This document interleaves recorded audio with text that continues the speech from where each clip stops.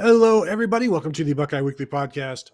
I am Tony Gerdeman, here as always with Tom Orr and also with Kevin Noon because it is our Tuesday night live college football playoff rankings reveal. Tom, how's it going?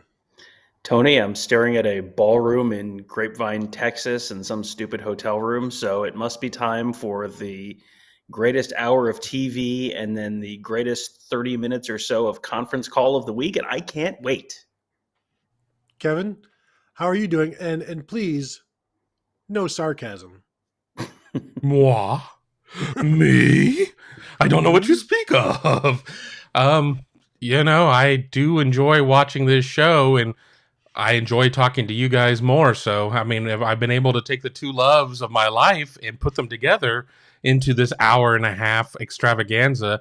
But, all sarcasm aside, it's enjoyable, sort of. That's going to have to do it for this show. All right. Hit those closing credits. Kevin, why don't you just go to like a one shot of yourself because Tom and I have to recover from that one. So here we are, waiting for the show has started. You guys all know that's what we do every Tuesday night. You guys watch along with us. We all react. You guys react in the chat.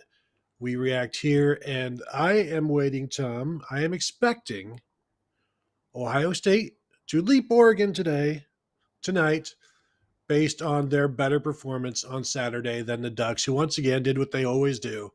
So the committee was waiting for one of those two teams to kind of distance themselves. I think Ohio State has done that enough to distance themselves by not distancing themselves at all, but jumping ahead. I think that's a reasonable guess. I don't know that that's necessarily going to be the final verdict on that, on that score. And I don't know that, I wouldn't guarantee it, but I think that's probably a decent guess. And, there's a certain part of this that's like they kind of have to change some stuff every week because this is also a TV show. So if they just make everything the same, it's not a very good TV show. So, last week you had Michigan jumping Michigan State. Like every week they do something that's like, well, either they don't really believe the stuff that they say, or they're just doing some stuff and moving some stuff around because these don't really totally matter. And they kind of want to make it a little bit interesting. So you can kind of believe whichever conspiratorial side of that you want to. But yeah, there will be changes. And I think Ohio State jumping Oregon is, number one, totally defensible at this point. And number two, quite possibly going to happen based on how they've viewed some of the other teams that have just kind of consistently looked not very good this year. Cincinnati, Oklahoma, teams like that. Kevin, I had the terrible thought today because I'd completely forgotten about it. I've been saying this is going to happen, and then somebody else mentioned to me, is either on the message board or on Twitter, like, so you expect the committee to do the same thing they did last week? That's not what happens. And I was like, oh yeah, they change their mind from week to week on how they want to do things. Ohio State and go Ohio State 8, yeah. Who knows? Like maybe they liked Michigan's win over unranked Penn State more than they liked Ohio State's win over ranked Purdue. Speaking of Purdue, do we expect to see them? Kevin, are you expecting to see them tonight? Well, they were 19. Mm-hmm. They put up 31 points against the then number 4 team, but they are in the Big Ten, and there's so many SEC teams left to put up there. If maybe 24, maybe 25, nothing would shock me. I know we won't see Penn State. I mean, that much I know, but I don't know. The conspiracy theorist in me says no, Purdue. Trying to give these guys the benefit of the doubt says yes, Purdue. I don't know. Tom, I'm saying no. Well, I'm looking at 21 to 25 on the screen right now, so I'm going to say no, they are not ranked. 21, let's read it from the bottom. Mississippi State, number 25. Speaking of conspiracy theories, 6-4 Mississippi State, number 25. Houston, 24. Utah, 23. UTSA, 22. Arkansas, 21. So if we are, following through on my theory, which is that the committee is going to take the bottom of the poll to justify what they want to do at the top of the poll, because the bottom of the poll doesn't really matter, that would suggest to me that Ohio State's not going to jump because now Purdue's not ranked. They very easily could have put Purdue 25. Now they didn't do it. So now, that tells me, Mississippi State being 25. Well, Alabama has a 49-9 win over number 25 Mississippi State, so you have to keep them at number 2. That's what that says to me. I think we're also going to see doesn't have a ranked win, so therefore Ohio State doesn't jump Oregon. I'm changing my mind now based on the bottom of the top 25. Yeah, I think Purdue is out. I think we're going to see Ole Miss jump Oklahoma. You've got the back end of the SEC West in there. Ole Miss got a win over Texas A&M. They were 15th, so they're going to move up. Oklahoma lost, so they're going to move back, and you're going to have Ole Miss in the top 10, perhaps, as the committee loves them some SEC. Tom, you are not streaming this. You are watching this on cable, I can tell, because boom, as soon as it showed up on my television, it showed up on your television. This is an exciting day for everybody. Yes, it is. It is Back to the Future. I am at an older relative's house because they have faster internet, so my stream is better here. So I come over to their place to do these. Number 20, NC State. Number 19, San Diego State. Number 18, Pitt. Number 17, Iowa. Number 16, Texas A&M. Texas A&M falls 5 spots to 16, but still 16, which means they can lose again and still be in the top 25. Look at Mississippi State.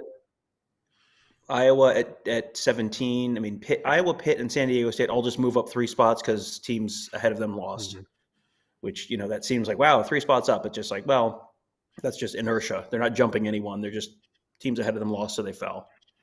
We're going to see Clemson next week, maybe. That'll be exciting.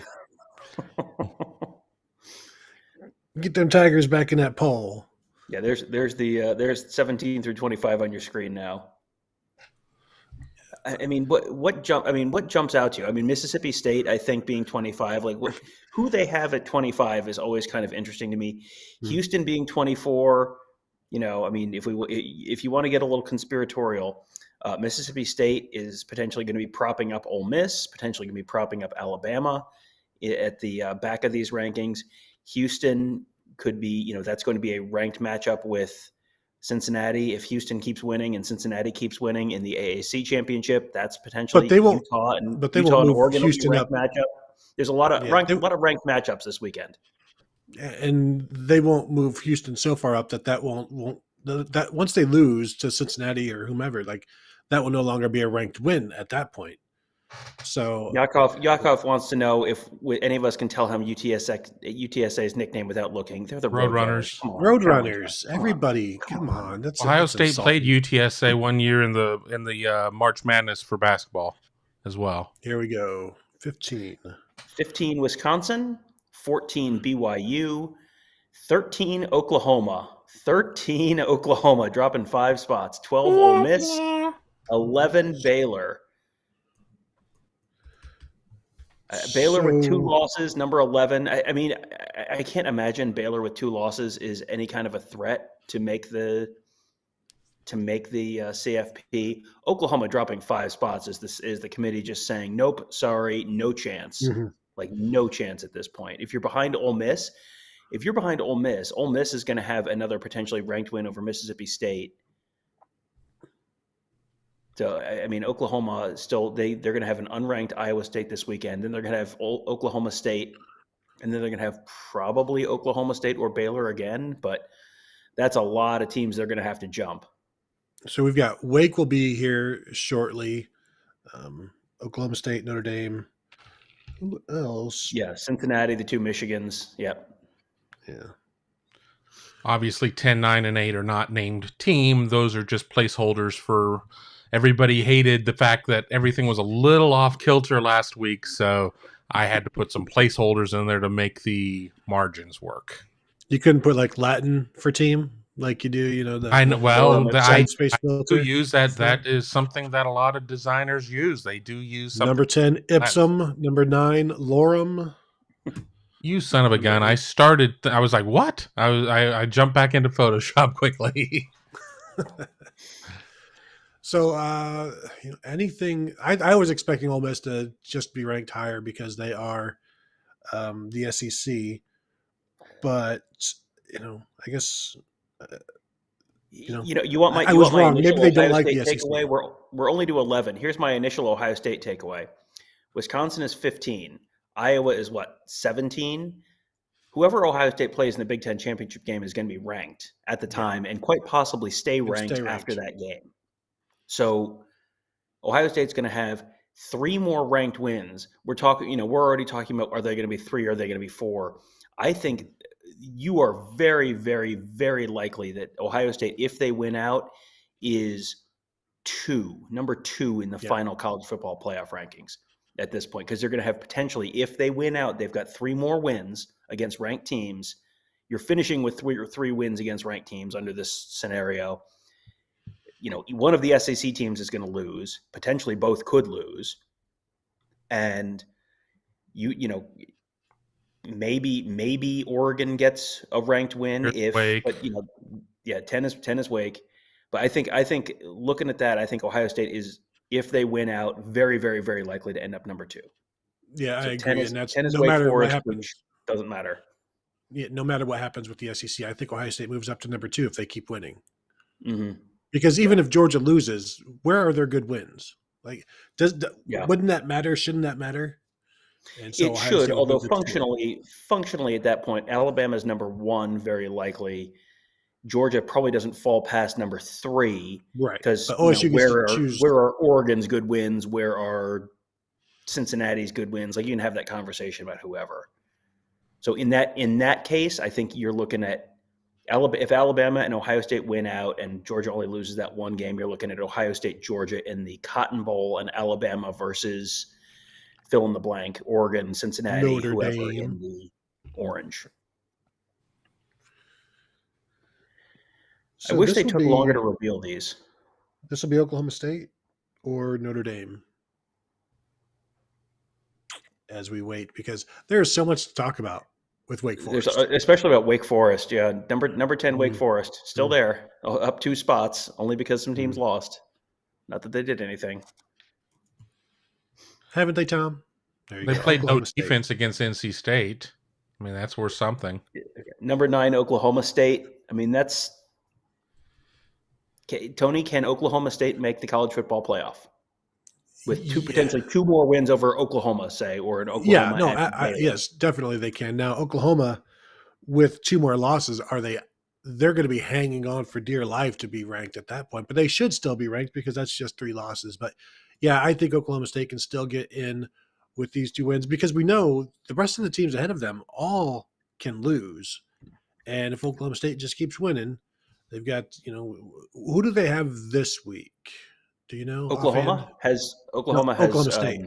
Oklahoma State. Oh, Oklahoma State. Well, hang on. I'm looking up Wake Forest. Let's see. Wake Forest. Tom, you just ripped on somebody for talking about Wake Forest, and now you're talking about Wake Forest. Wake Forest is at Clemson and then at Boston College. Someone was asking about that in the comments. Notre Dame is number 8. So that holds. And now we get to see, is it going to be Michigan or Michigan State? And did Michigan State have a better win than Michigan this week? It has to be Michigan. On the road at Oklahoma State is at Texas Tech and then home for Oklahoma and then the Big 12 championship game. That's the rest of their schedule. It has to be Michigan higher than Michigan State, right? I mean, you can't justify road win for Michigan, jumping Michigan State back over them for beating Maryland. I don't think you right? Am I wrong there? I don't think they saw anything from Michigan that they didn't already know. So why would they change their mind, Because it's a committee, and that's what they do. But they already like went away from the head-to-head. So like they have staked their claim on those 2. And I would just be surprised if they went against that. Now, they change their thought process all the time about how to rank other teams and how to maneuver other parts of the rankings. But it feels like when they've set their mind to get one team against the other, if there's nothing dramatic that changes between either of those teams, they stay with it.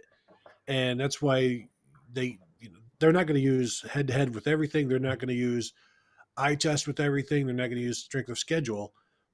But when they've made a decision on 2 teams, it seems like they are going to want to stick with it because they've had to manipulate their own thought process to get that way anyway.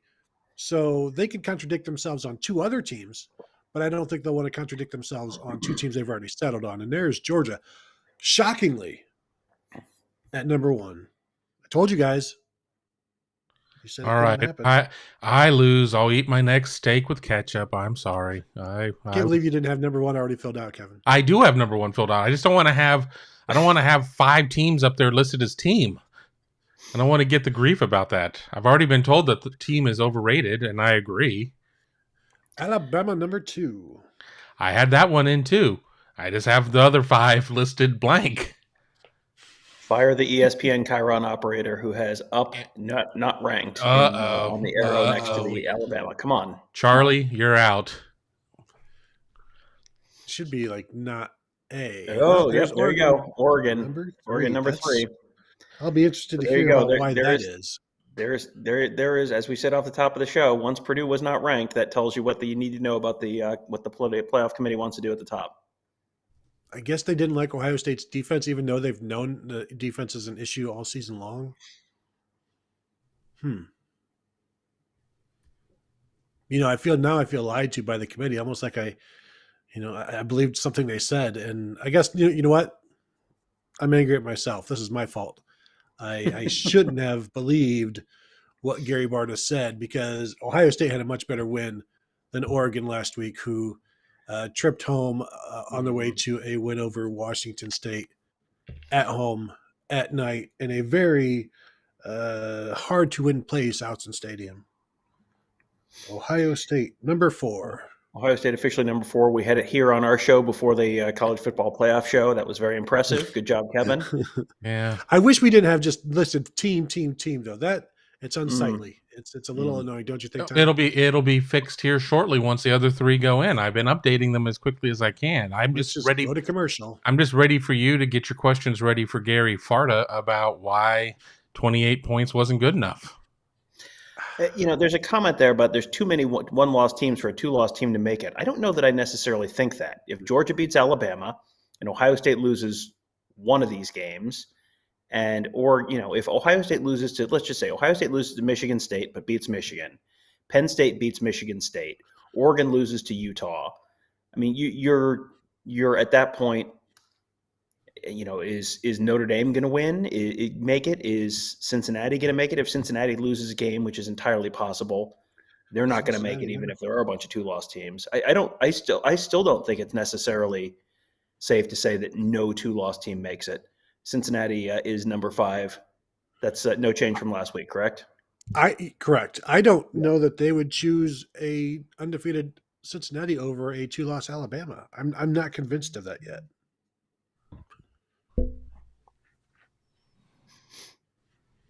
Well, it almost depends on who Alabama loses to. Well, I mean, Georgia. If they lose, yeah. Well, if they lose to Georgia, especially if it was close to Georgia, yeah, I think I can see the committee trying to justify that. So now we wait for the Michigan State, and I assume we all assume it's going to be Michigan at number 6, because the committee just thinks they're a more complete team, and I wonder if they believe Oregon is a more complete team than Ohio State.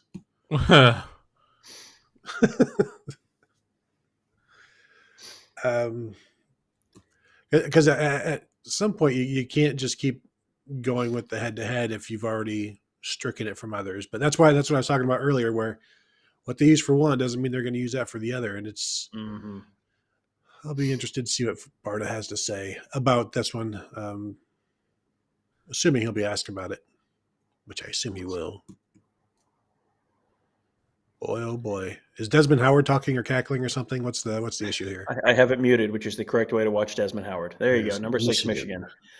So the top 7 completely unchanged this week. Boring. What else is on? Exactly. This show ain't no good anyhow. So yeah, top 7 unchanged. And the only reason the top 10 has changed a little bit is because Oklahoma loses.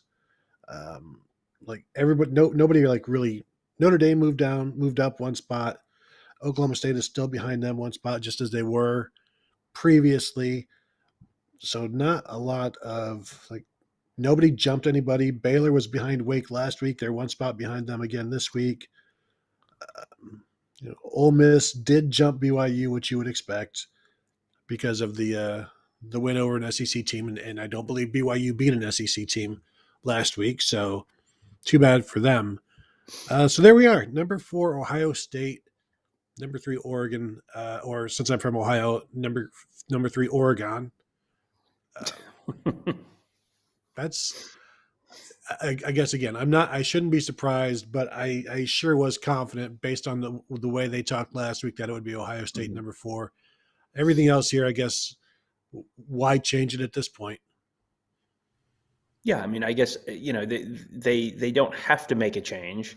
They sure seemed last week like they were making some changes just for the sake of making some changes. This week, I don't know, maybe they're trying to throw us off the scent. Who knows?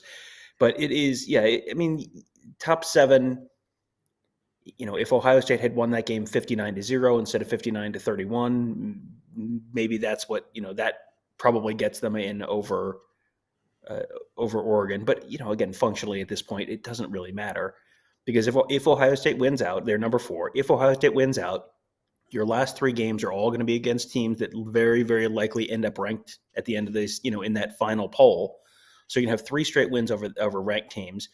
Purdue, I believe, has 2 winnable games left, so Purdue quite possibly sneaks back into the back end of the playoff rankings.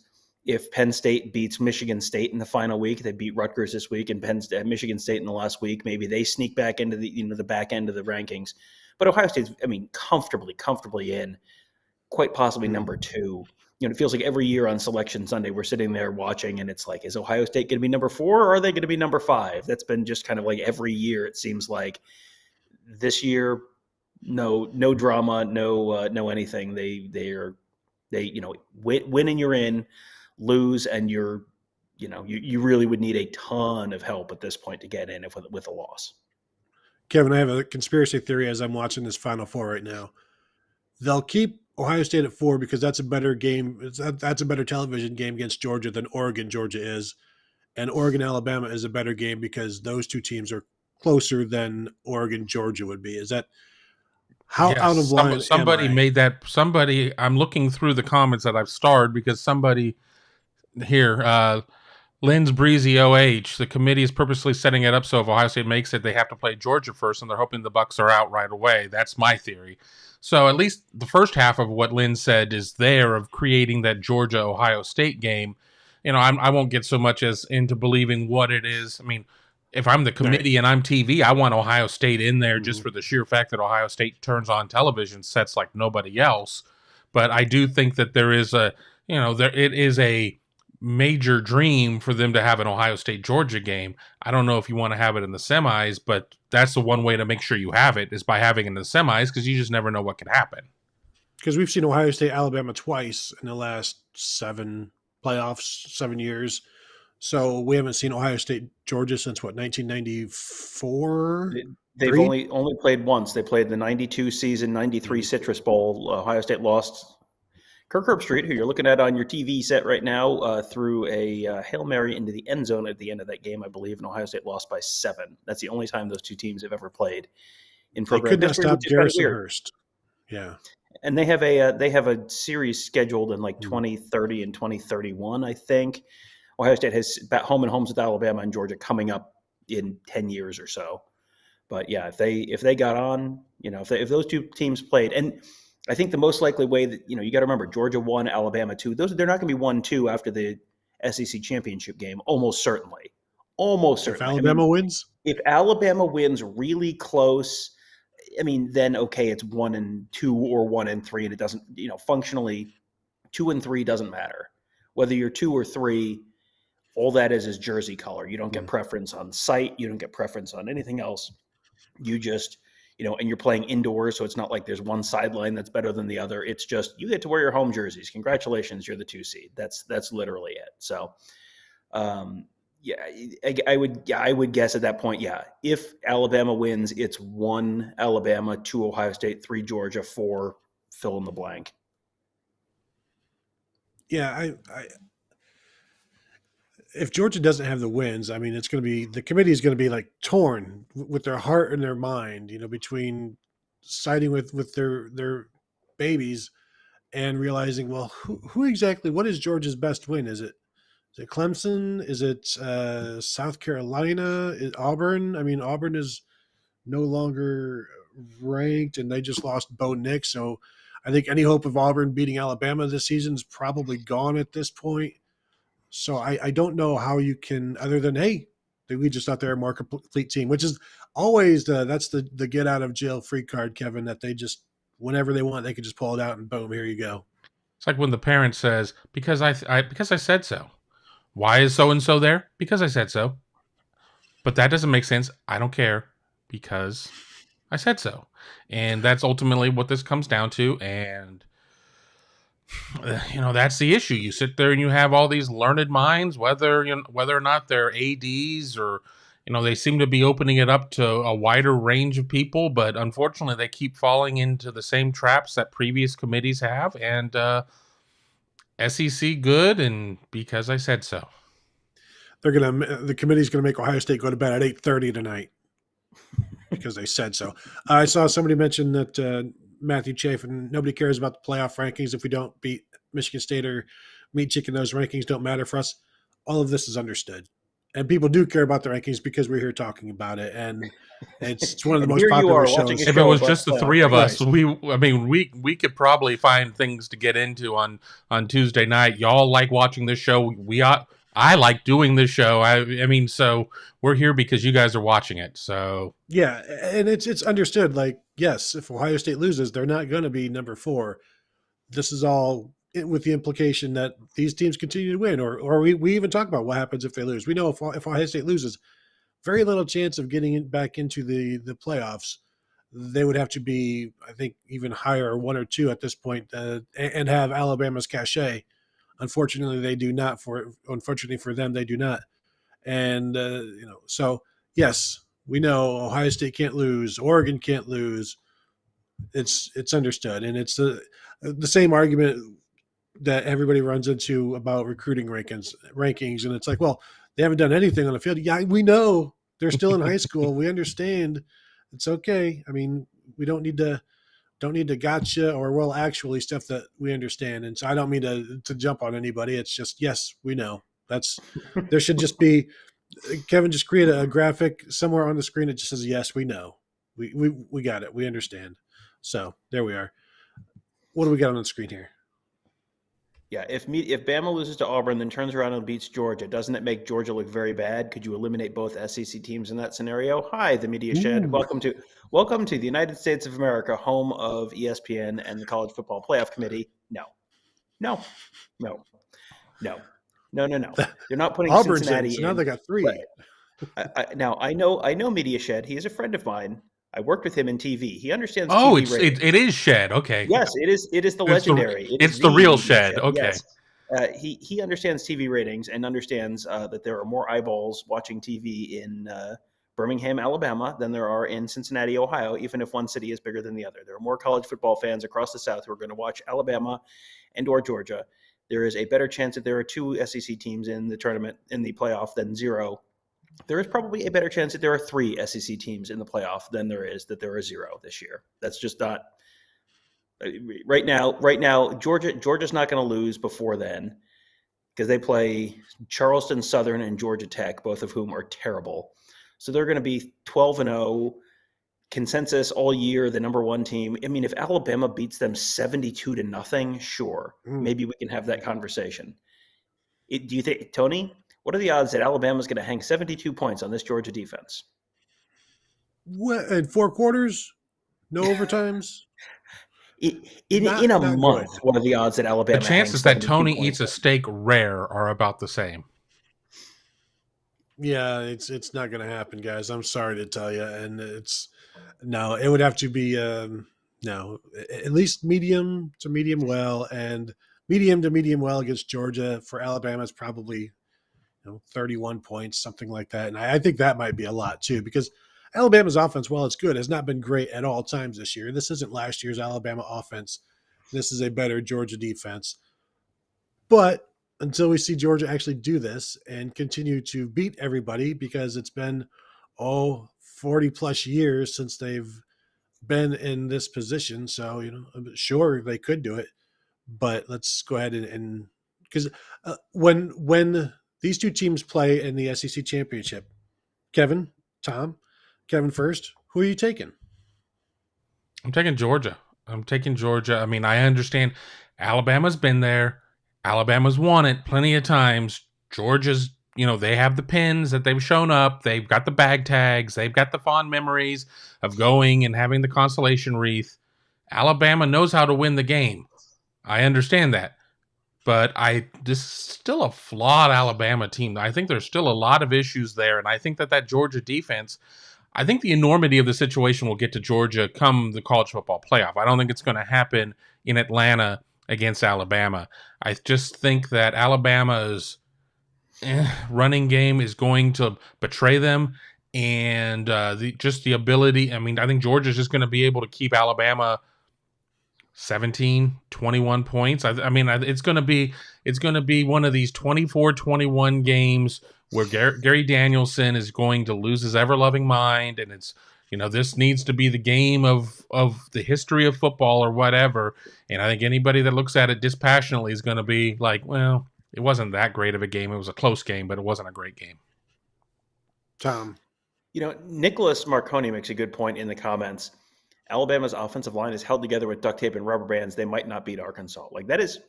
That's a possibility. Arkansas actually gave them a run last year, and the Alabama offense was a lot better last year than it was this year. I think Alabama is a lot like Ohio State this year, where they're good, they're very talented, they could beat anyone in the country, but they're flawed. I mean, Ohio State, I don't think any Ohio State fans are going to argue with me that the Ohio State team is flawed this year. Alabama is flawed this year. Georgia's not unbeatable, and either of those teams could beat Georgia. But I mean, I'm picking Georgia over Alabama for sure in that game, and I do think there's a possibility Alabama loses one of those next two games. Now Auburn is missing Bo Nix, their quarterback is out for the year, so that obviously puts a little bit of a kink in the hose there for Auburn, but games in Jordan-Hare Alabama just doesn't win comfortably in Jordan-Hare. It just doesn't work that way. It's one of those rivalry games where, Alabama's not going to go in there and beat them by 30 points. That's just, even with the backup quarterback, Auburn just gives them a good run there every year. There is a possible scenario. I saw this today, and I can't remember where. It was somewhere on Twitter. There is a possible scenario for a 6-way tie in the SEC West. If Alabama loses, to both Arkansas and Auburn, like the rest of the stuff is not that crazy. It's not like when there was the 7-way tie scenario for the Big Ten West, and it's like, well, okay, Northwestern has to win the next 4 games, and it was like, okay, yeah, all right, this is fun, but like there was nothing like crazy in there. So it is theoretically possible Alabama could lose their next 2 games. You could finish with a 6-way tie in the SEC West, in which case the tiebreaker would go to Auburn. Yes. War damn eagle, indeed. Now, I am looking at the Auburn quarterback stats. I assume their backup is TJ Finley because he has the second most stats next to Bo Nix. And good news, he has experience. He was 9 of 16 for 97 yards against Georgia State. And so, he's had some experience against the Georgia State, whomever's they are. Tom, do you know who Georgia State is? Are they the Yellow Panthers. Jackets? I don't know. I was going to say Panthers. I was like, yeah, they were. I knew they were some sort of cats, but I was like, I think it's Panthers. Some sort of cats. Yes, that's what they are. I think some people forget regarding Georgia's offense. Stetson Bennett, I believe, is the number 3 passer in the nation in terms of pass efficiency. So while he doesn't have any 300-yard games and never looks good and doesn't do this or doesn't do that, he has a higher pass efficiency than Bryce Young, CJ Stroud, like these guys that are going to be in New York. Now, is Stetson Bennett, the greatest thing? No. Do they need him to be? No, they just need they're the one team that doesn't need to necessarily, okay, we need 40 points this game. Like, we need 40 points to win. Like, I don't know that they will need 40 points at any point this season to win. I think everybody else will. And that's the difference between Georgia and everybody else. That doesn't mean Georgia can't lose, because they certainly can, because somebody could score 34 and Georgia scores 31, and that, that's as many as you can expect from them. So there's no perfect team, and anybody can lose. And I saw it mentioned, and I was going to bring it up earlier, like Oregon is a 3-point underdog this week Mhm. against Utah, and they would have to beat Utah probably twice. And who knows what doesn't matter if they're favored a second time or not. But this is not going to be just this. I don't think it's going to be these 4 teams. Basically, I'll put it that way when the final rankings finally come out. No, I would be very surprised. I mean, I think you've got a decent possibility that 3 of them are the same. Oregon, I think, is the one that is the most likely to lose because I think Oregon's, like you said, they're an underdog this weekend. They would presumably have to play Utah again on a neutral site, which then so 3 points for home this weekend for Utah. So then they'd be like a 1.5 favorite on a neutral site, maybe give or take, or at least even money on a neutral site. Oregon seems like the most likely to lose. Ohio State has the most losable games left. Well, maybe Alabama does. Alabama, if you want to say Arkansas and Auburn are losable games for Alabama, okay. But Ohio State has, they're going to be favored the next 3 weeks, but they're all losable games for Ohio State. Georgia has two basically unlosable games. They're in by far the best shape. But yeah, any of the other 3, I don't think it's very likely that the other 3 all make it through unscathed. And even if Alabama I don't think it's super likely that the other 3 make it through unscathed just before the championship game round. Just the next 2 weeks, someone's going to lose. At least one of those teams is going to lose 2, 3, or 4. Speaking of somebody's going to lose, John Geitman on the chat there. I'll buy Gerd dinner for a year if it is these 4.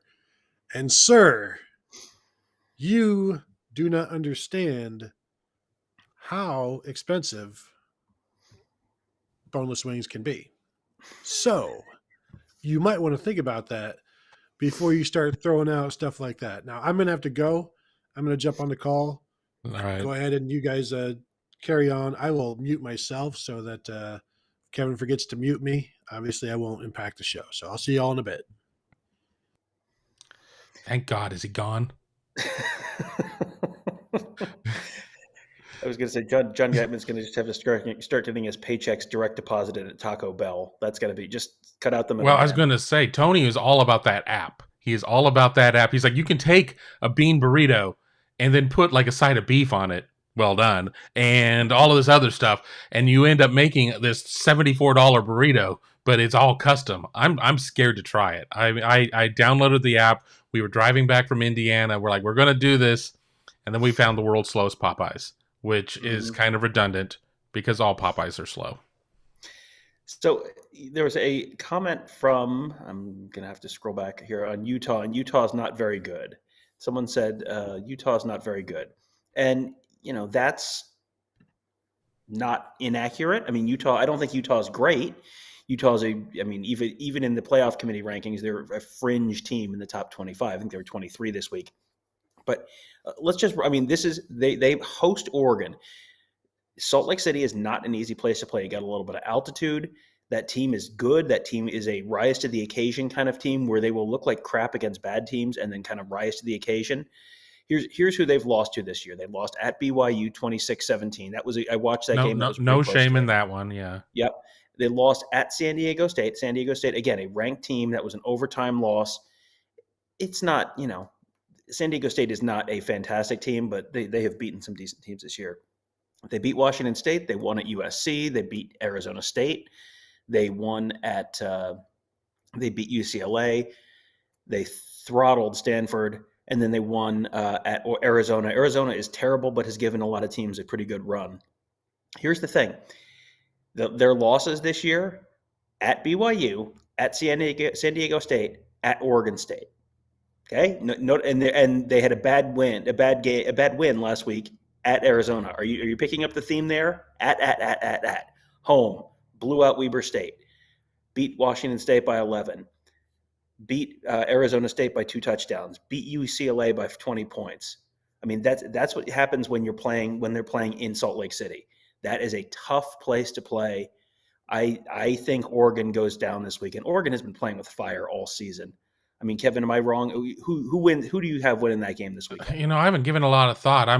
I know I saw Jordan Kapler on. I know he lives in Utah, so I don't want to just say he's magically our Utah Utes expert, but I want to get his input on that one. But I certainly think that Utah has the opportunity. I mean, all right, maybe this isn't as good of a Utah team as we've seen in some other seasons, but you just have to be good that day. I mean, you just have to be better than Oregon, and Oregon has played with its food a lot of the season. It's not like Oregon is going out there and just crushing people. I mean, Oregon has dealt with injuries as much as anybody has. They've lost a running back. They've had to deal with a lot of things there. If Ohio State played Oregon at this point of the season, it's going to be a very different outcome, in my opinion. But, I'm not trying to explain away what happened week 2. It happened. It's over with. You have to just live with it. But, Oregon is not, considerably better than Utah in terms of looking at just the metrics and the statistics and everything else. And yes, playing in altitude, playing at Utah is not an easy place to play. And, we've certainly seen Oregon putz around, and I think it could happen. And, I'm watching a highlight reel of Michigan State plays, which is entirely just Michigan State players scoring in front of the other team's cheerleaders who then look very disappointed, which is kind of weird and funny. Oregon this year, 7-point win over Fresno State, who is it's a decent Fresno State team this year, but they're not ranked. They lost a couple weeks ago, and they've not sniffed the rankings since. Obviously, 7-point win at Ohio State, beat Stony Brook. They beat Arizona at home, but again, that was a game that was close into the third quarter. Lost at Stanford, and Stanford has just gone off a cliff this year. Beat Cal by 7 points at home. Beat UCLA on the road by 3. Beat Colorado at home comfortably. Barely beat Washington. They beat Washington by 10 in a game where Washington had the ball down 8 in the final minutes. Washington bad enough that they fired their coach shortly after that game. And then we're tied with Washington State, was a one-score game with Washington State in the middle of the fourth quarter, and they just beat Washington State at home as well. But, on the road, barely beat UCLA, didn't look good against Washington in the rain, lost at Stanford. I mean, they beat Ohio State, absolutely, but that is a complete outlier based on the rest of the season. The whole rest of the season, they've just looked really blah. Just not, I mean, remember the 2015 Ohio State team that was just this team's pretty good. Why do they keep struggling against these crappy MAC teams? And they just kind of were just doing enough that they was oh, look, we did just enough to win again this week. Just a really frustrating team to watch. I would imagine that's kind of what Oregon fans are feeling with their team this year. Who in the top 25 would Oregon beat? I mean, yeah, they beat a lot of them. I'm not saying that Oregon is terrible. I'm just saying that Oregon, I don't think Oregon is the number 3 team in the country, just based on if you're looking at, all right, who do they beat? Let's just sit there and let's throw the first page out. We'll throw 25 through 17 out. Let's do 8 through 16. Let me bring that up. Does Oregon beat Notre Dame? Are we a neutral? Or let's start with A&M. Let's start with A&M. Let's go 16 down. I don't know. I don't know that they beat A&M. I don't know if they beat A&M. A&M's playing better now. I mean, A&M at the beginning of the season had no offense, and they're looking better now than they did at the beginning of the season. I mean, it's a game. It's probably a game within a touchdown one way or the other, right? Yeah, probably. Wisconsin is infinitely better than they were at the beginning of the season. Yeah, I mean, Wisconsin week 2 looks very, very different than Wisconsin right now. I think Wisconsin has figured some stuff out. They found themselves their Wisconsin running back, and now all of a sudden they look like Wisconsin again. How about that? I think that could end up being a 13-10 game either way, because I still have looked. I was just looking at Wisconsin's numbers yesterday. I was doing a show for somebody yesterday, and we pulled up Wisconsin's numbers, and they're not great offensively. I mean, yes, they put up a bunch of points against Northwestern. So did Nebraska. So did a lot of other people. Northwestern's just not very good this year. I think that's a game where Wisconsin really would shut down Oregon.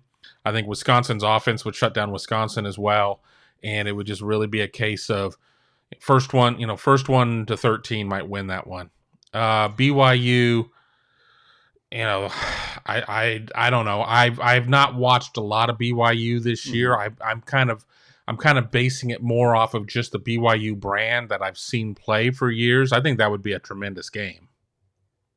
I watched BYU earlier in the year. I watched that Utah game. That was a fantastic game when they played Utah. I'm trying to think if I've like sat down and watched any of their games since. I don't think that I have. Oh no, I watched the Virginia game a couple weeks ago. Oh man, that game was straight fire. That was you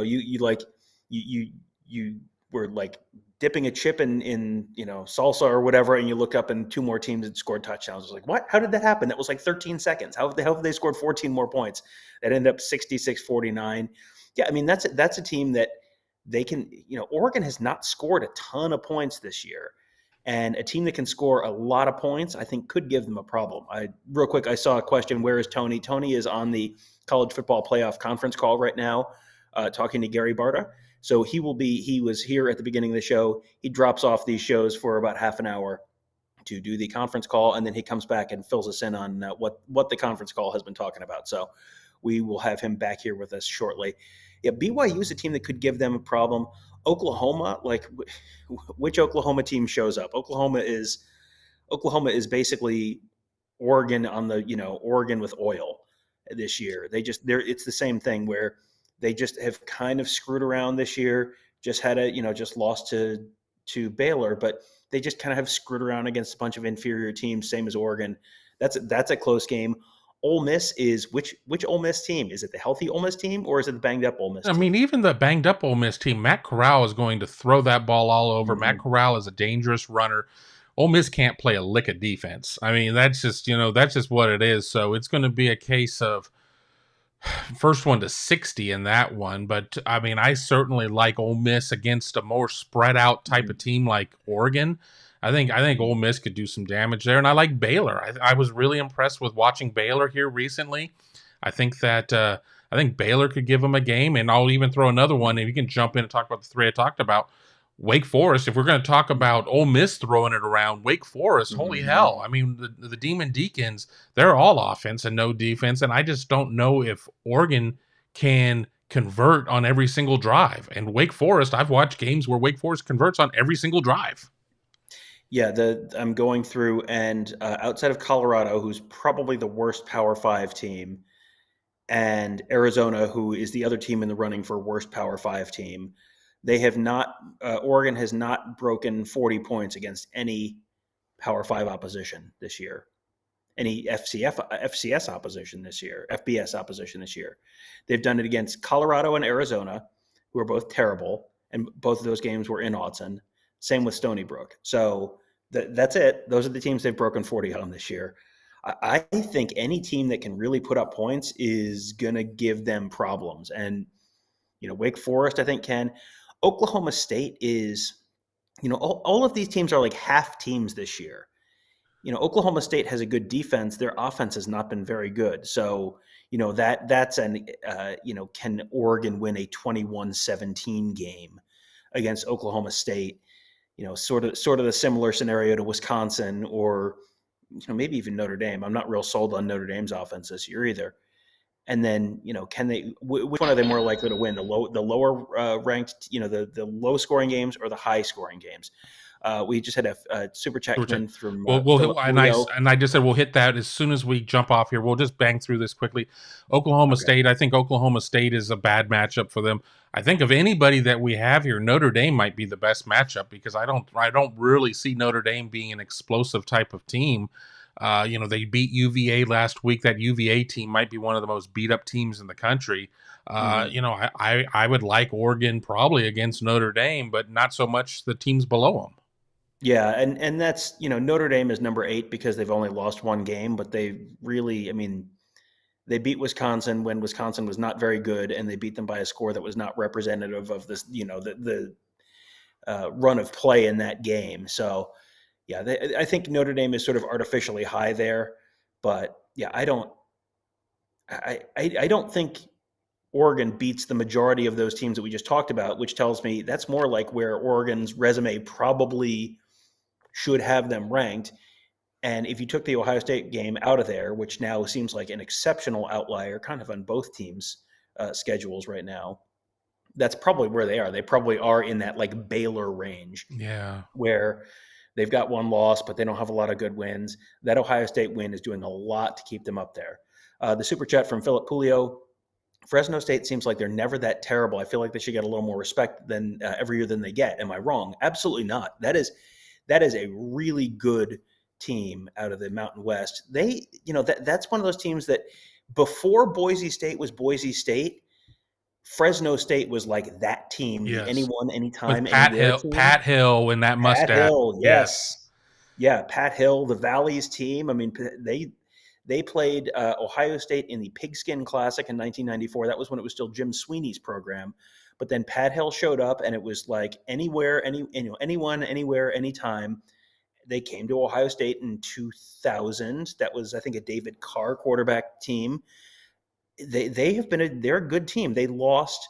They just got killed by Boise State a couple weeks ago, which is why they fell out of the rankings. Yeah, 40-14 in Fresno. I mean, that's that's a hard one to get past.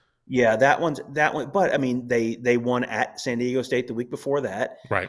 Their only losses this year are they won at UCLA. That's a good win for them. Their only losses were 7 points at Oregon, and that was a game where it was so hot that was that the game that it was so hot that the cleats were melting, or was that a different? No, that was the UConn Fresno State game in week 1. That's the one I was thinking of. But yeah, it got so hot week 1 when UConn visited that the cleats were melting on the field turf at Fresno. But yeah, they lost by 7 at Oregon, lost by 3 at Hawaii, which is like.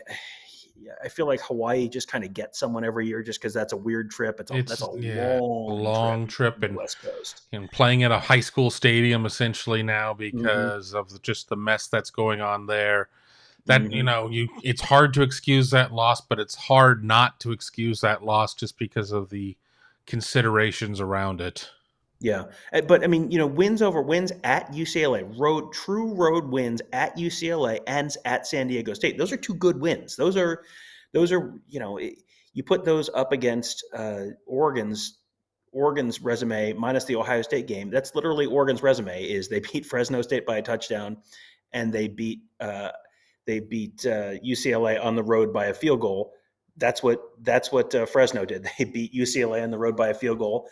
And then won at San Diego State, which is, actually ranked ahead of Fresno State right now. So yeah, absolutely. Fresno State is a team that doesn't get a lot of pub, doesn't get a lot of push, but yeah, they are just kind of consistently one of those just like 8-4, 9-3 teams out in the Mountain West that is not. They don't get the Boise State love, but that is a really good, consistent program. Absolutely. I like Ty's question here.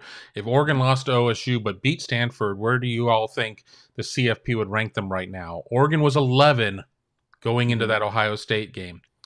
Well, they fall 4, 5, 6 spots. I mean, again, we're at the human polls at this point, the human polls versus the College Football Playoff Committee. So, we can do our best to kind of extrapolate it. So let's say they fall to 16, but then they win out all the way up to this point. They're going to be working their way back up. Where are they back at? Like 10, 11? I mean, what? Again, the Pac-12 doesn't get a lot of love. I mean, so yeah, I mean, are they in that kind of like Baylor range? Like 11, something like that. That seems about right. Because maybe they're right where like Oklahoma State is. Where I mean, the problem they have is like at that point, what's the signature win? You have 0 ranked wins at that point. Your best win is Fresno State by 7, which okay. 3 points on the road at UCLA, like okay, but there's not like a signature win there. And I was comparing them to Baylor, and Baylor has 2 losses, but Baylor also has a win over BYU, which is ranked, a win over Oklahoma, which is ranked. I mean, I think it would be hard to put Oregon substantially ahead of Baylor because Baylor would have, in this scenario where Oregon has not beaten Ohio State, because Oregon has no ranked wins. So yeah, they're probably in that like 9, 10, 11-ish kind of range in that scenario. Right. Hardy Jens gets in with a super chat, follows up with the question, why isn't Kelly Stouffer on ESPN to break down playoff scenarios? He always has great takes. And for those, I mean, he's done some C games for ESPN. I don't know the guy, so I mean, I'm not. Okay, well, if you don't know why he's asking about Kelly No, I know, Stouffer, I know. yeah, I'm just yeah. saying I don't need to in our secret journalism, cabal meetings. I don't need somebody coming up and challenging me at Kaleidoscope or something. I don't need any of that going on. But yeah, his takes have been pretty outlandish with who he's had in his rankings. I mean, didn't he have like Cincinnati way Well, too high one week? I don't even remember. I just remember being like, he needs to stick to frozen dinners. no, I have not. I have not. I have not seen his rankings. He came to my attention. I was not aware that he was a thing. I had not thought about Kelly Stouffer since Tecmo Super Bowl until Saturday night when he was on the mic for the Texas Kansas game on ESPNU, and was just had a series of just the most ridiculous Luddite nonsense on, how analytics was, oh yeah, you can't.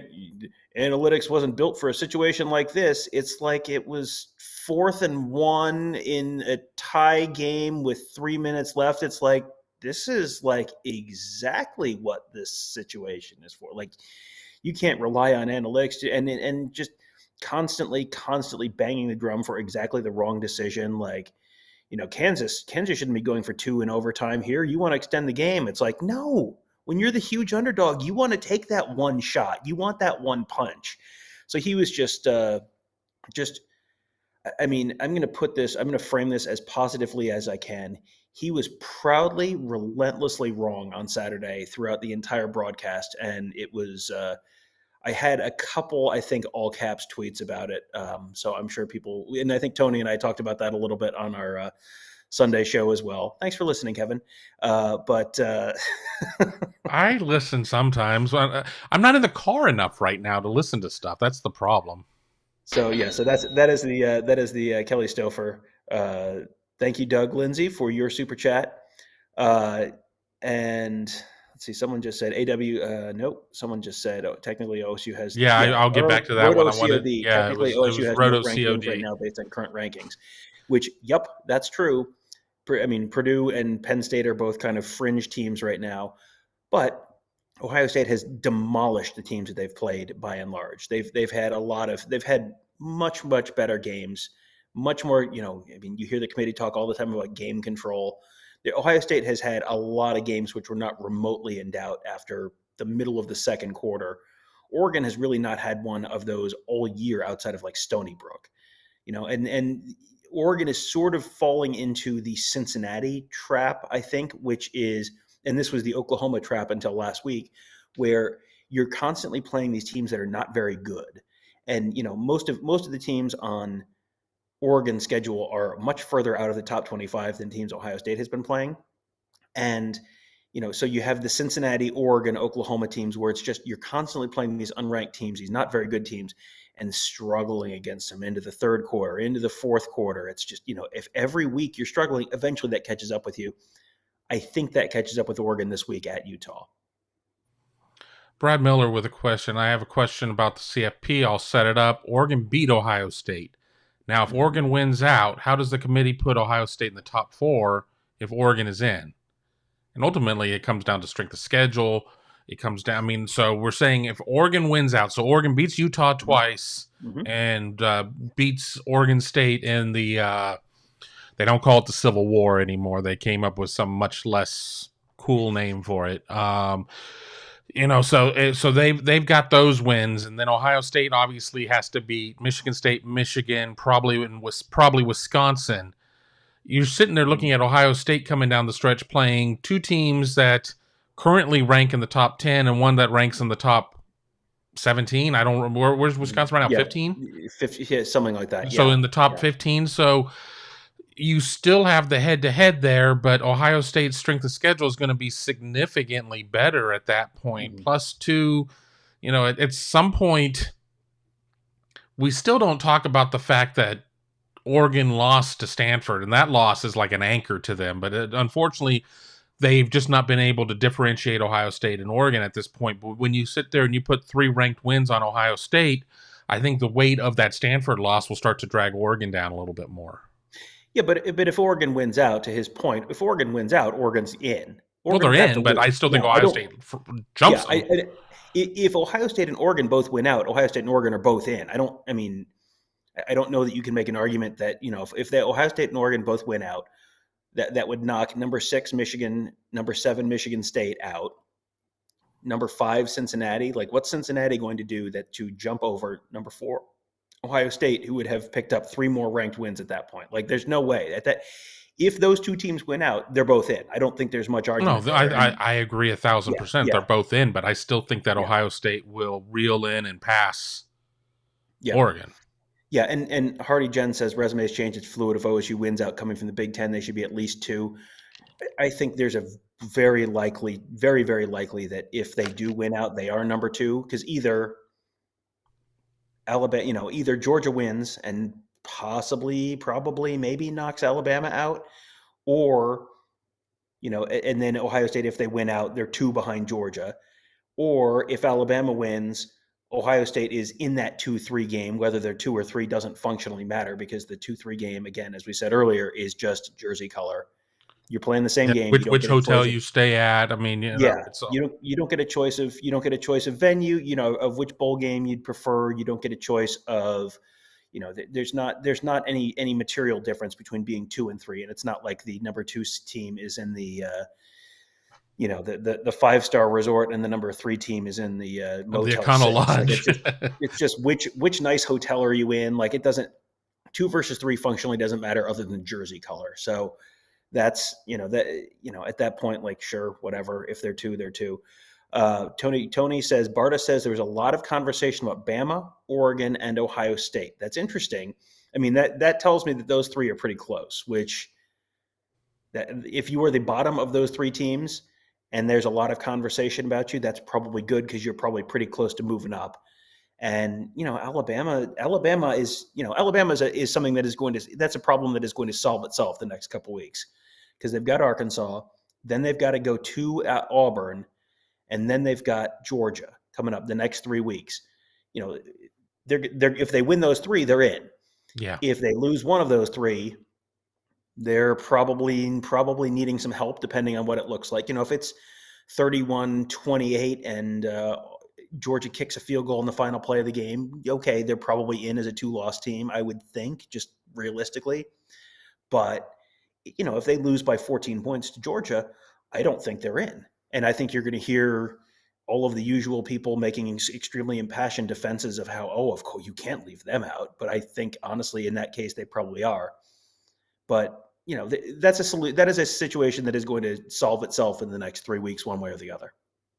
Absolutely. I mean, it'll sort itself out. The fact that they're within hailing distance of 2, because we know that they're within hailing distance of 3, because everything we've heard at this point says it still sounds like it's pretty close between those 2 teams. But if 2's been reeled in, because you're dealing with a 1-loss Alabama, a 1-loss Ohio State, and then you've got Oregon, who's sitting undefeated, or with 1 loss, with that Stanford loss. It's so bad I can't even remember it. It's a good sign, but I'll believe it when I see it. But let's remember, we see massive corrections in the final rankings. It's just what happens. So, while I enjoy talking about it here in week 2 and now in week 3, I mean, what we see now is not necessarily what we're going to get at the end of it. So we'll just kind of we'll kind of go from there. German Drummer is talking about the ESPN College Football Playoff Predictor, which has apparently not updated, because it says Oklahoma has an 89% chance to win the playoff if they win out. I think those. I am a big believer in analytics. I'm a big believer in a lot of those sort of math-based models of SP Plus or any of those. I think there's a lot of false precision to those playoff predictor models, because there's so much that's different from year to year, where just because, one team, who was the Big 12 champion with 1 loss, just because they made it 1 year, does not mean that they're going to make it the next year. This is a subjective decision being made by different groups of people in different years with completely different data sets. This has been a much more upset heavy year than previous years. So using the models based on previous years and a team that, had this win percentage, or, this number of wins, and this strength of schedule had an X% chance of making the playoff. Like that doesn't do anything for me.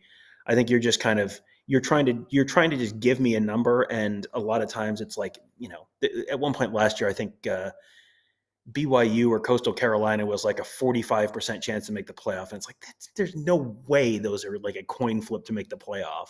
Even if they're unbeaten, there's no way that's a coin flip to make the playoff. So, with these different seasons with an upset heavy year, I put zero faith in any of those college football playoff rankings. Tony Gerdeman back with us. Tony Gerdeman, thank you for joining us. Tony, what did our good friend Gary Barta have to say?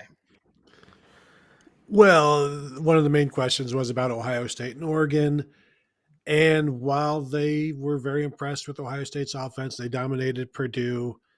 It's still, those two teams, Oregon and Ohio State, are just still so close that they still go back to the head-to-head, because Ohio State's best wins at this point are Minnesota, Penn State, and Purdue. Mm-hmm. And Oregon's best wins are Ohio State, Fresno State, and I think that's about it. And UCLA was the third one that they listed on the graphic on ESPN. Yeah, so then you've got just goes back to the head-to-head, and right now they're just too close, so you separate them by the head-to-head, and so that's where they are right now. But as I posted in the chat, I guess sort of the interesting thing there is that they were talking about Alabama, Oregon, and Ohio State as to who should be 2. They ultimately decide on Alabama. He said a couple of times, Barta said a couple of times, we didn't really learn anything new about Alabama. Of course they didn't. They played New Mexico State, so how could they? But what they did learn confirmed their previous suspicions that, yes, Alabama is still number 2, and Ohio State still has not beaten Oregon, so they are number 4. And that's where the Buckeyes are right now. Now, last week I said, not me, Gary Barta said the styles of wins were too similar that week for Ohio State to jump Ohio State. It wasn't flashy enough. It wasn't by enough points. Not that they look at margin of victory. But so when the margin of victory was higher this week, you're thinking, okay, or I was thinking, okay, now Ohio State will jump. So now they go to quality of wins, and that's also now where Ohio State will eventually get the advantage over Oregon, to the point where they'll have more quality wins, even though maybe they already do now. They just don't have as high a quality of win as Oregon does. But that will start changing here. And then maybe Ohio State will jump Oregon, even if the quality of wins even if the wins are ugly, they're still going to be high quality based on the rankings of the teams that they'll be playing. So that's where I am right now. If Ohio State beats Michigan State, although given who Oregon's playing, if they win, it might just have to take a couple of weeks before Ohio State finally jumps Oregon. It feels inevitable, but anytime you say that about the committee and their decision-making, you're going to look foolish, as I found out. Well, I mean, you got to look at what Ohio State has left on their schedule. You're looking at 2 top 10 teams plus a team, Wisconsin, say, or Iowa, whoever that ends up being, that's 15, 17, somewhere in that range. You're going to add, if Ohio State wins out these next 3 games, and this is the scenario we're talking about. So if they win those next 3 games, you got 3 more ranked wins. Oregon, if they beat Utah twice, Utah's 23rd right now or something like that. They're not going to be ranked. They're not going to be ranked at the end of the year. So, then Utah's 23rd right now. So if you put 2 more losses on Utah's resume, they're not going to be ranked. So then you have 1 ranked win. It's over Ohio State, which that's a great win. Yep. What else you got? Does Fresno State sneak back in? We talked about Fresno State while you were on the call, Tony. Mm-hmm. Fresno State is their second best win. That's great. Fresno State's a good team. They've lost 3 games. They lost at Hawaii. They just got firebombed at home by Boise State, 40-12. That's Fresno only has 1 game left. They're open this week, and then they've got San Jose State in the finale. Yeah. So are they going to sneak back in? Probably not. So you're going to have 1 ranked win, and it's a real good win. It's 1 ranked win. At that point, you're Cincinnati. You have 1 ranked win. You have a bunch of close wins over unranked teams. I mean, at that point, I fail to see a scenario where Ohio State wins the next 3 games and doesn't jump Oregon at some point. And, does it matter if it's this week or next week or the week after that or in the final rankings? No, it doesn't matter at all. it seems inevitable that that's going to happen just based on what Ohio State still has ahead. Now, that's a lot of work for Ohio State to do. There's a lot of stuff a lot of business Ohio State has to take care of in order to get to that point. But if they do take care of that business, I don't see how you possibly end up with Oregon ahead of them with, stacking those resumes up on Selection Sunday. Have you guys addressed the super chat? We have not yet. Not yet. So Jeff Hines says, I'm not as worried as anymore about the Buckeyes after the Purdue game, which I think there's probably a lot of people in that boat where they looked like they had solved some of the concerns from previous weeks. P.S. Even here in Honduras, Popeyes drive-through worst, but their chicken es muy bueno. Tony, that means is very good. Yes. We had a Popeyes experience on our way back from Indiana, correct? Which I mean, if you are not familiar with Popeyes, man, it is delightful food. It is like a choose your own adventure where you go to the order box at the drive-through, you make some suggestions, and then you pull up to the window, you pay your money, and then they hand you a bag, you drive off, and then you find out what you've won. Sometimes it correlates in some way with what your suggestions were. Not always, but whatever you get, it's always good. So it kind of doesn't matter. It's like it's like one of those like dinner and a show things. It's like you get dinner, and then it's like the exciting drama of what will we actually get to eat.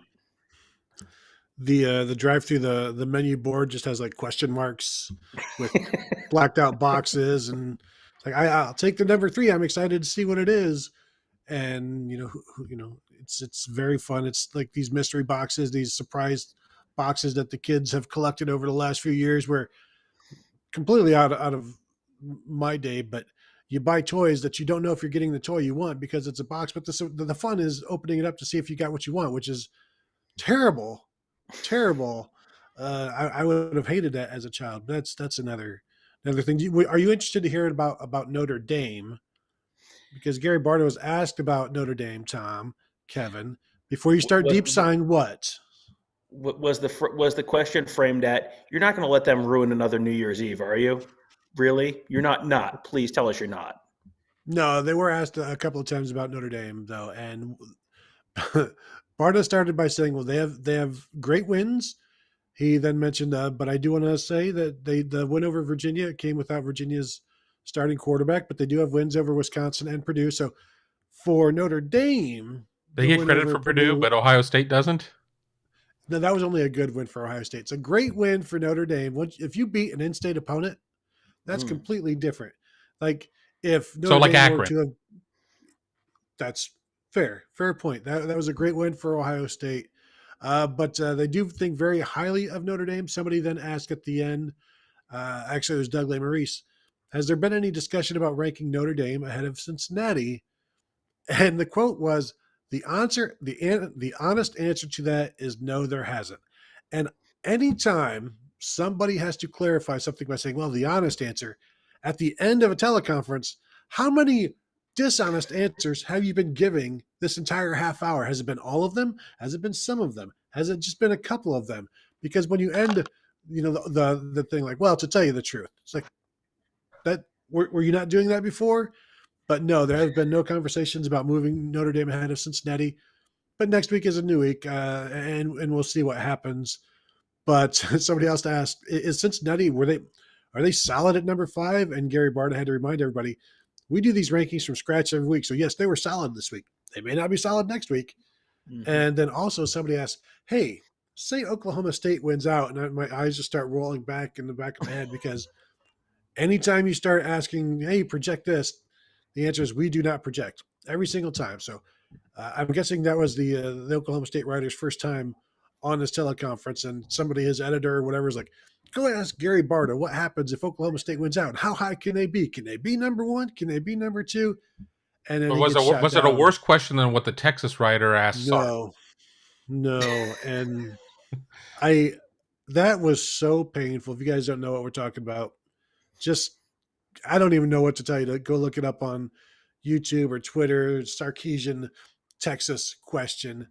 And that was the most difficult thing to listen to since, I don't know, anytime I turn the radio on to listen to today's popular music. But that was horrendous. And I didn't felt make it bad through it. for I the- was too embarrassed. I was like, I X. I couldn't make I it was through. going to, but I'm like, no, it's only like 40 seconds. I can take it. And it was really dang difficult. It's like being waterboarded press conference style. I can hit no, stop. Just Oklahoma State. If Oklahoma State wins out, here's what Oklahoma State has to do. Probably beat Oklahoma twice. You want to guess how many times Oklahoma State has beaten Oklahoma since 2003? Kevin, how many times has Oklahoma State beaten Oklahoma since 2003? And your reminder is they play every year. So that means I'll say 5. Twice. Tony? Twice. 2 is the answer. Yes. Oh, wow. 2011, 2014.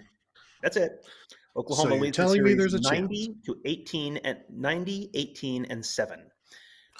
So, I mean, probably not, but maybe, but probably not. Nicholas, Gary Barta with was some asked Popeye's about chicken the sandwich slander here. Nicholas says, I don't get why everyone loses their minds over the Popeye's chicken sandwich. It's good, but Wendy's spicy chicken sandwich is far superior. It's been around for decades. I find the Wendy's sandwich has some inconsistency. Mm-hmm. I like the spicy chicken sandwich, but it's a little inconsistent from depending on where and when you get it. The best video of all time is the husband telling his wife how good that Popeye spicy chicken sandwich is when he's talking about the pickles taste like chicken, this tastes like chicken, everything about it tastes like chicken, and it's real good. And go watch that, and that's a better idea. That's the full representation of the Popeye spicy chicken sandwich compared to Wendy's chicken sandwich, which is, Tom, sometimes it's really good, not as good as the Chicken King at Burger King. Is that right, Kevin? Is that what you call it? Let's go to the super chat from Jordan Kapler. Let's go to Jordan Kapler. Jordan Kapler says, I'm just happy to be part of the Tom, Tony, and Kevin saga. Never seen anything like this and probably never will, God willing. Truly spectacular. I mean, just remember the Wendy's spicy chicken sandwich is heated up by the hottest spice known to man, black pepper. I mean, it's if you're going to sit there and have something, and I know now Burger King has a commercial with the radio DJ guy going, oh, these ghost pepper nuggets, they're really hot. I mean, there's no way that they're going to put something out that hot for a bunch of randos who, if people are suing over pouring hot coffee in their lap, they're not going to sit there and give somebody a heart attack with any of their things. So it's all built on a house of lies, especially at BK. I don't know if it was Burger King or Wendy's, but I did try the ghost pepper chicken nuggets, I think, unless I dreamed about it, which it would be a strange dream to have. Pretty sure I had it and it was fine. It wasn't anything outrageous, but I did end up eating my pillow that night. I don't know what happened. The Ohio State defense was asked about what was the assessment of the defense. Barta said the committee has continued to be impressed with the way Ohio State's defense has improved since the start of the season. Ohio State might be playing the best offense in the country right now. Defensively, they're still good, but the committee just thinks Oregon should be third. And go back to that get out of jail. They just think it, and so it is. But they weren't like slamming the Ohio State defense. Mm-hmm. They were asked a similar question about the Georgia offense and mentioned like Georgia's offense is like number 16 in the nation in scoring, and they've settled now with Stetson Bennett apparently, and they're looking good and being dominant on offense as well. And so you're looking at these teams with some flaws. Those flaws are getting shored up a little. I think Ohio State's defense, they were pretty forgiving of it, and maybe that's because a win over Purdue is a great win. Well, I mean, Ohio State fans are going to nitpick their team. If you watch the rest of the country, like this is the conversation I feel like we have every week. This team isn't a top 5 team. Look at their defense. Okay, name 5 top 5 teams that have a better offense and defense than Ohio State. I'll wait. It just there are not 5 teams that meet the traditional definition of a top 5 team this year. There are not 10 teams that meet the traditional definition of a top 10 team this year. They do have to fill those slots. That is what they're contractually obligated to do, and that is what they will do.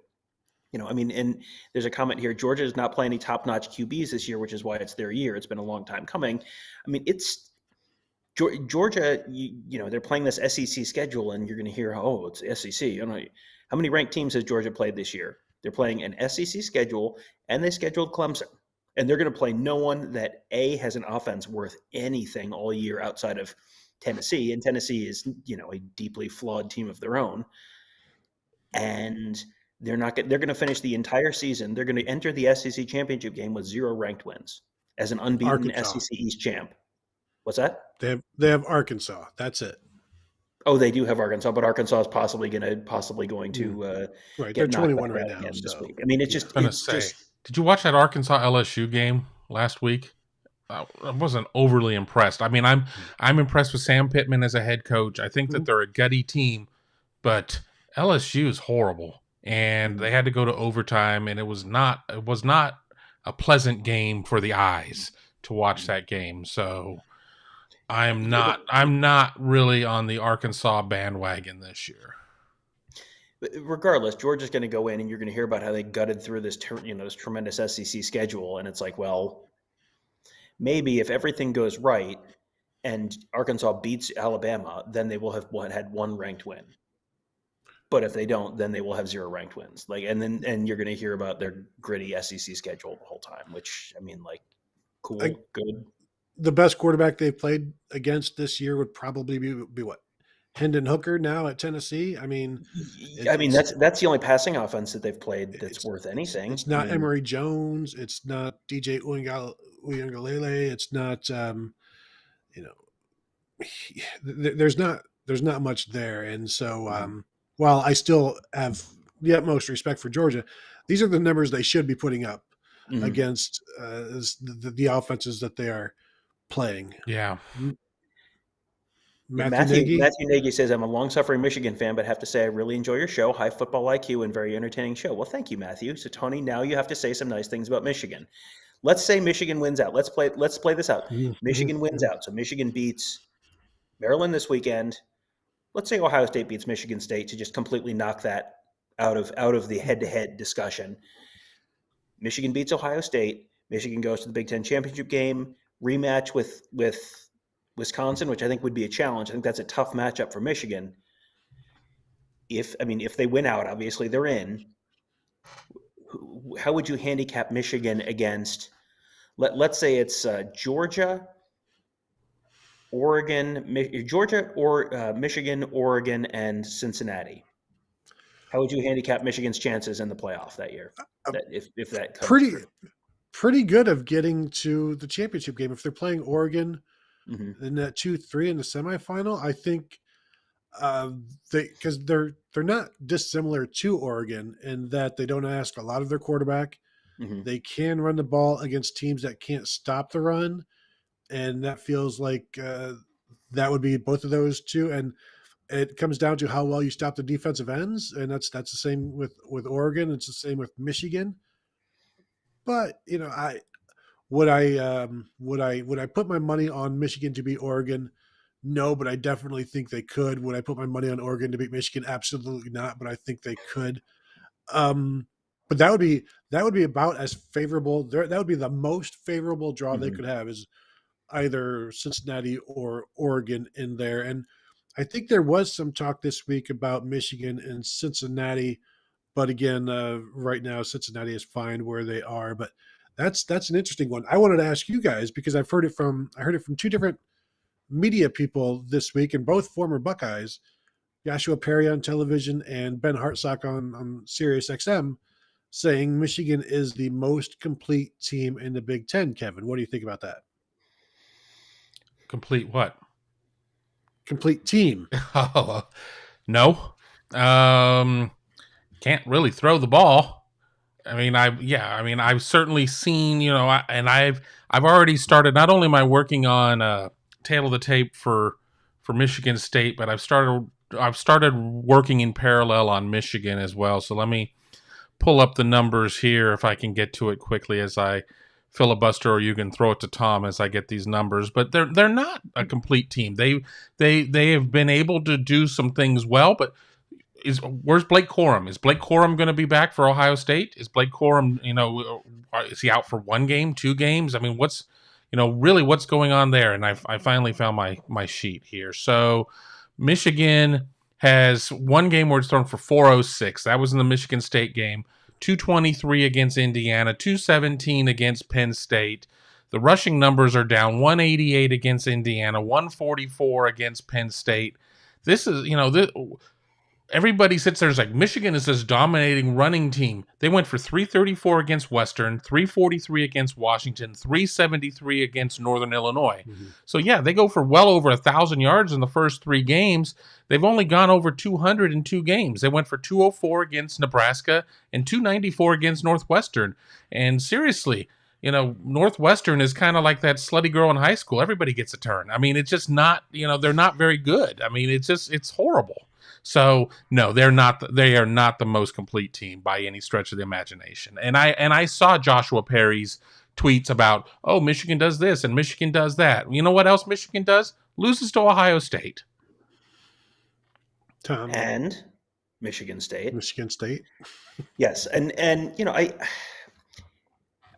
maybe are they the most complete team? I mean, Ohio State hasn't been able to run the ball at times this year. Ohio State has not been able to throw the ball once this year. Ohio State has had a defense that's not, Michigan's defense has been better than Ohio State's for the most part this year. So maybe that's, if you're going to make that interpretation, that's, I guess, the argument. But yeah, you go back to Michigan in September versus Michigan now and what they've looked like, especially in offense. It's like the inverse of Wisconsin, where Wisconsin in September really just didn't have it together. If you play that Wisconsin-Michigan game now, like let's say Michigan's going to Madison this weekend. I mean, who are you picking if Michigan's going to Madison this weekend, Tony? Because Michigan won that, 38-17 or something with 3 touchdowns. I'm probably picking Wisconsin by a field goal, a touchdown. I don't think Michigan is winning that game if they play it now. And whatever, the game has been won. But if they play Wisconsin in Indianapolis, I don't think I'm expecting Michigan to win by anything close to 3 touchdowns. I think that's probably a pretty close game and maybe not a tremendous matchup for Michigan. I'm looking at, yes, Michigan can run the ball. In Big Ten play, Ohio State is running the ball better than Michigan, averaging 9 yards more per game, and also 1.6 yards per carry more than Michigan. Michigan just 4.1 yards per carry in Big Ten play. They're number 6 in rushing in the Big Ten in conference play. That's the measurement right now because they're not going to play anybody worse than the teams they're playing in conference. So in the last 3 games, how many rushing touchdowns does Michigan have? Last 3 games total. Like 2? 1. 1. Mm-hmm. Is that good? I don't watch a lot of football. No, but they did have 8 against Northern Illinois.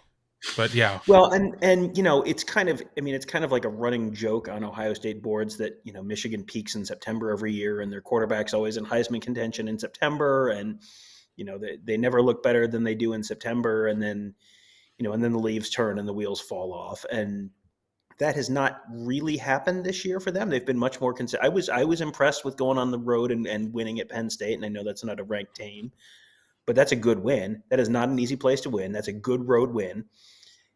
Yes, I don't think they would necessarily beat Wisconsin if they played them again, but they beat them when they played them. You can only play them when the schedule says you play them, and they beat them there. I came into the season thinking this was a 5-loss Michigan team. Now, that involves Washington being actually still fielding an FBS team this year, which obviously didn't happen. I was not anticipating they were going to fire Jimmy Lake 2 months. A level of competency that was not shown this year. Yeah. So,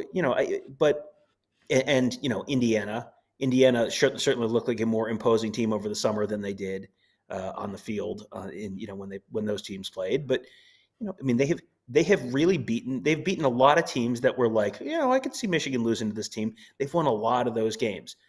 Rutgers was a team before the season that I said, Rutgers is like a fringe bowl team and could beat Michigan if everything goes right. Mm-hmm. It was not a great game. Rutgers had the ball with a chance to drive to tie or win it in the last minute before they fumbled, but Michigan won the game. Like, Michigan is finding a way to win these games. And this is not, Oklahoma where they're doing this just against crap teams every week and they're just kind of barely scraping by, or Cincinnati barely scraping by against 1 and 2 win teams. You go on the road, you win at Penn State. That's a good win. You beat Nebraska. That's it. I mean, Nebraska doesn't have a good record this year, but we have seen that is a good team. They are playing competitive games against a lot of very good teams. So yeah, Michigan is a far, far better team than I thought they were at the beginning of the season. I don't think there's really a whole lot of hope though for them to get through Ohio State and Wisconsin back to back and win both of those though. Here's a little note for you. In conference play, Michigan is 7th in the Big Ten against the run, giving up 3.7 yards per carry. Ohio State number 2, giving up 2.7 yards per carry, a full yard better than Michigan. Michigan is had 242 rush attempts against them. Ohio State has had 236. And in those 6 extra carries, the Wolverines have given up 253 more yards than Ohio State. Is that sack adjusted? That's just rushing, yeah. That's sacks. So including sacks. Sacks. You think about how many sacks. I mean, Michigan. Mm-hmm. Michigan. Well, I mean, I guess they ended up. Don't they have? They have similar sack numbers, I guess, this year. Ohio State and Michigan. It feels mentally like Michigan has so many more sacks than Ohio State, but I don't think they really do. Yeah, but if you adjust that for sacks, I mean, that's going to push. I think that pushes Michigan even further down. Right. Well, that was what I was thinking. It feels like Michigan has so many more sacks, so therefore, their 3.7 is actually, 5 or something like that. But I think their sack number is similar to Ohio State, so it's probably not, whatever you adjust Michigan up, you adjust Ohio State up as well. Ohio State has 6 more sacks this season. What's that? Ohio State has 6 more sacks than Michigan. In conference play, they have 1 more sack than Michigan. So it's a wash in conference play, which is what we were talking about.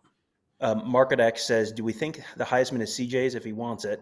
CJ Stroud, obviously. Michigan State, Michigan, and Wisconsin is the best 3 games left with no clear front runner for this. Stroud is the front runner. He is the betting favorite now for the Heisman because Bryce Young has kind of fallen off. I mean, there is no clear favorite this year, and I mean, Stroud is putting up the numbers. He's going to have the stage to do it. He's going to be on national TV. Top 10 matchups potentially, or top 15 matchups the next 3 weeks. If Ohio State goes 3-0 and he's, 12 touchdowns, 14 touchdowns to 2-3 interceptions the next 3 weeks, I would be fairly surprised if he didn't win it unless someone else like really blows up somewhere else. I'll let Kevin talk after this. I don't know what has Bryce Young done to fall off? I mean, he's thrown for over 300 yards in 4 of his last 5 games. He didn't last week because he was 21 of 23 against New Mexico State. Probably didn't play much beyond the first half. Hasn't thrown an interception since the Texas A&M game a month ago. He's doing the same thing he has been doing. So I'm surprised that CJ Stroud has continued to rise, given that Bryce Young plays for Alabama. Yeah, well, and Alabama's long record of, Heisman quarterbacks and everything that's come from that. I don't know why Bryce Young was installed as this prohibitive favorite to start, other than the fact that what the name on the front of the jersey was more so than the name on the back of the jersey. And that's not saying that Bryce Young has not had a good season, that he's not a talented guy. But, this is a year where there really isn't a front runner. Everybody was so quickly to anoint Caleb Williams when he jumped in, and then everybody was so quick to try and anoint Kenneth Walker. And that's not taking anything away from what Kenneth Walker's been able to do, leading the nation in rushing. Caleb Williams certainly had his moment in the sun. But I don't know why everybody was so quick to say Bryce Young this and Bryce Young that. So why aren't we talking about Matt Corral at Ole Miss? I mean, Matt Corral at Ole Miss certainly has done a lot of things. I mean, he's been dinged up, and he's doing it with a very depleted receiver core. I mean, hell, they've been playing walk-ons. So, I think that it just really comes down to, does CJ Stroud have a Heisman moment in the next 3 weeks? We know the vast majority of ballots go in at the last second. What does he do in these biggest of games? Can I make the point that Bryce Young might not be the best Heisman contender on his team, or the best Heisman candidate on his team? But we don't vote for defensive players. Well, yeah, I mean, if the Heisman actually did what the Heisman is supposed to do, which is go to the most outstanding player in the country, it would probably go to Will Anderson this year. ahead of any quarterback, ahead of any running back. But of course, the Heisman, of course, actually, as the trophy should say, goes to the most outstanding quarterback or running back on a top 5 team, which is why we don't really care about the Heisman, because it's kind of a stupid award because it doesn't do what it's supposed to do. But Will Anderson, the last 4 weeks, Will Anderson at Mississippi State, a ranked Mississippi State, 4 sacks. Is that good? Seems good. Tennessee, 1.5 sacks. LSU, 1.5 sacks. New Mexico State, 2 sacks in very limited duty. I mean, he's had 11 sacks this season. Total game changer. That is an Alabama team that does not have the offense that they had last year. They've had to do it with defense. Their offensive line is not very good. Outside of Jamison Williams, they really have not had any kind of big playability on that team. They're kind of banged up at running back. Will Anderson has done an awful lot for that team. Really, I think you should have Will Anderson at the Heisman ceremony ahead of Bryce Young. Well, and I've seen some talk about Aiden Hutchinson of late too, and I don't know if I've seen many players better than him this season. But as Garrett Wilson said on Tuesday, it's a quarterback award, and it should go to C.J. Stroud. Super chat from Brady S. If Bama can keep a clean pocket against Georgia, I really think we will see some flaws of the Georgia secondary. Jameson Williams over the top is a scary sight. He can burn. That is definitely true. I would be shocked if they didn't hit him at least once in that game against Georgia where there isn't some big play, 83 yards or whatever, because obviously he can score from anywhere. But I think that's the key for so many teams. Just keep that clean pocket. If C.J. Stroud has a clean pocket, we know what he can do. And that's going to be a tough haul against Michigan, and it's going to be a tough haul in the playoffs against. If anybody can keep a clean pocket against Georgia, you're doing your job, and you're going to give yourself a chance. But Kevin, if you don't, like, all hope is lost. Do you think like this Bama, if they keep Bryce Young upright, if the sack, I'll set the sack, say no more than 2 sacks, like, how do you feel about Alabama then against Georgia?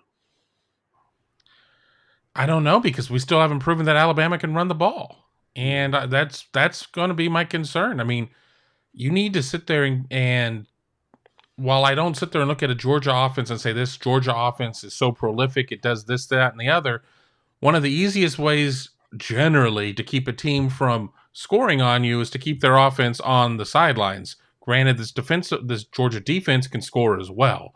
But I would feel a lot better about Alabama if I felt like Alabama could run, and I just don't feel like Alabama can run. Tom, going back to Will Anderson, my only criticism is he doesn't return punts, and he doesn't play slot receiver, so that eliminates him from being in contention. I do feel like, is it going to be C.J. Stroud or Bryce Young or Kenneth Walker? Can it be anybody other than those 3? Like, we're so set, but it seems like it's too early to be set. And I'm just wondering, well, who's it going to be? And if it is going to be a defensive guy, this might be the year, but maybe I'm just selling CJ Stroud short because I see him every week. And I spend most of my week defending him to Buckeye fans. And I feel like now I don't need to, because we're talking about, again, the Heisman, it is what it is. But it feels like it's going to be one of those 3. But it feels foolish to say that already. Well, I mean, yeah, kind of. I mean, here's the thing. You've got 3 more weeks. So either CJ Stroud or Kenneth Walker is going to lose a game this weekend. And whoever loses that game is probably out. Now, again, even if that person has a good game, does it matter? No, probably not. Like, that's how the stupid voting for this award goes. And, there's always a possibility that someone, has this incredible game, I don't know, Zamir White runs for 700 yards against Alabama or something, and sneaks in there. It's probably too soon to really have a final 3 there, but I would be surprised if those 3 were the 3, because I think someone is going to lose. If Ohio State loses to Michigan State this weekend, I think CJ Stroud could go from favorite to out. Like, that's just how the voting for these things goes. To answer the super chat from Brady that you were talking about earlier with the Alabama keeping a clean pocket against Georgia, this is not a good Alabama offensive line. I think they're pretty banged up, and they have not been very good this year. I think, that's the thing that gives me the biggest concern for Alabama is Yes, I think Jamison Williams might be able to hit Georgia over the top. Yes, the secondary is where the question is for the Georgia defense because the front seven's so good. But if you watch the Penn State Michigan game, you saw what a bad offensive line against good pass rush looks like. Like that seems like that is going to be a bad time for Bryce Young. He's going to be running for his life a little bit, which can also then create big plays down the field and with the scramble drills. So I'm looking forward to that one. That should be fun. I don't know that it will compare to, say, Wake Forest against Pitt in the ACC championship game, but we'll see. Do we want to start then wrapping up from this episode? We've gone about an hour and 40 minutes. Still got over 300 people watching. Want to thank you all for that. I think we've hit all of the super chats. Is that correct? Yeah, we are caught up on all of that. All right, then I guess we can go ahead and say goodbye. I want to thank you all for tuning in. Thank you for joining us every week. As you know, Tuesday nights, here we go. Generally 7 o'clock, unless there's some game on, it gets pushed later. We go when the committee goes. And so that's just set your clocks to it. Or better yet, go ahead and hit the bell and you'll be notified when we go live next time and drop anything, which happens quite a bit. A bunch of podcasts and stuff like that get dropped. So I want to thank you all for tuning in. Don't forget to check out Kevin's Big Me Kickoff podcast weekly, soon to be a couple times a week. He keeps promising. Yeah, I did one on Monday, and I'm recording tomorrow with one of the college football nerds. I'll drop that on Thursday. Well, there you go, too. As long as you just badger him a little bit, that's what we got to do. Got to badger him a little bit, and then he'll start producing podcasts for you people. So that's for you guys. Go ahead and check that out. And you can always catch me at Tom and Buckeye Weekly, Tom Morning Scoop as well. So thank you all, and we will talk to you guys later.